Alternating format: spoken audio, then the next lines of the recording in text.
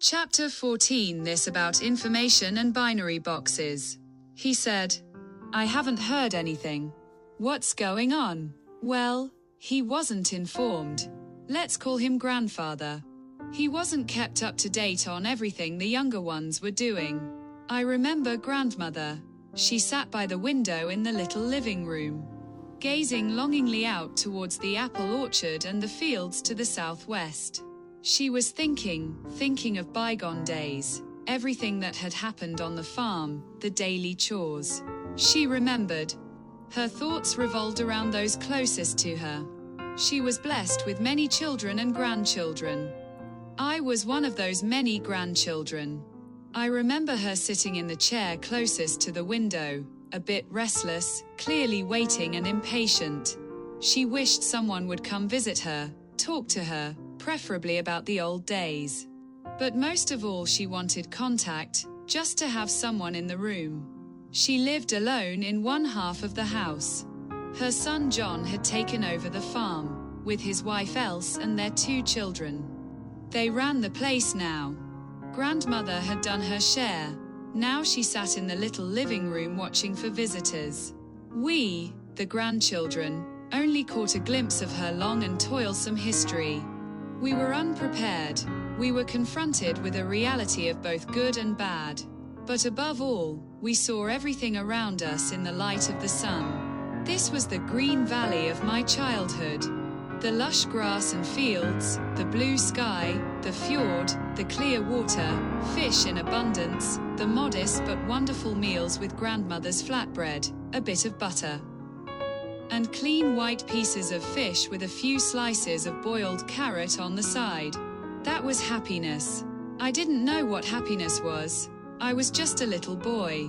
Now, 66 years later, those same memories are still so vividly present in my mind, in my memory. Nothing is forgotten.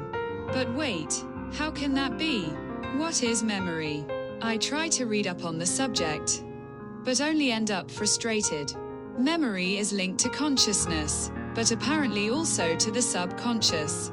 So many events from the past surface in dreams, that inexplicable dream state. We are directly confronted with past, present, and future all at once.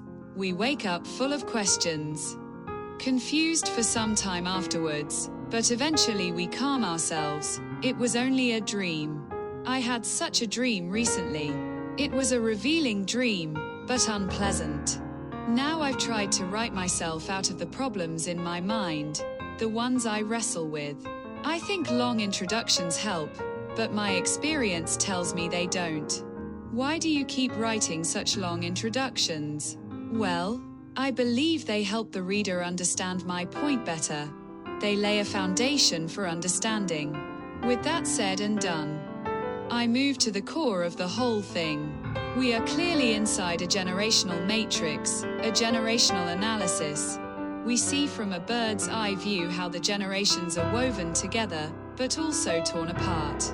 Maybe we are in a particularly critical time now, or maybe not. What do I mean by a critical time? It's about the paradox. The paradox is that we live in a digital world where contact between people is easier than ever, yet we are far more isolated than before. We die in our digital loneliness. Grandmother's analog longing eventually bore fruit. We came to her. She was a gathering point. We loved grandmother, whether we were in Oslo or doing military service. She was a rock. The family's rock. Her name was Aluffa. Now everything has changed. The world moves on, full of desire. The same lesson is preached in every channel. Become richer, become stronger. Become more attractive, achieve high economic, social, and physical status. Then you will be acknowledged, esteemed, and respected. Regarding economic status, it's not important how you make your money, only that you make large sums. If you earn big money through crime, drugs, or weapons, who cares?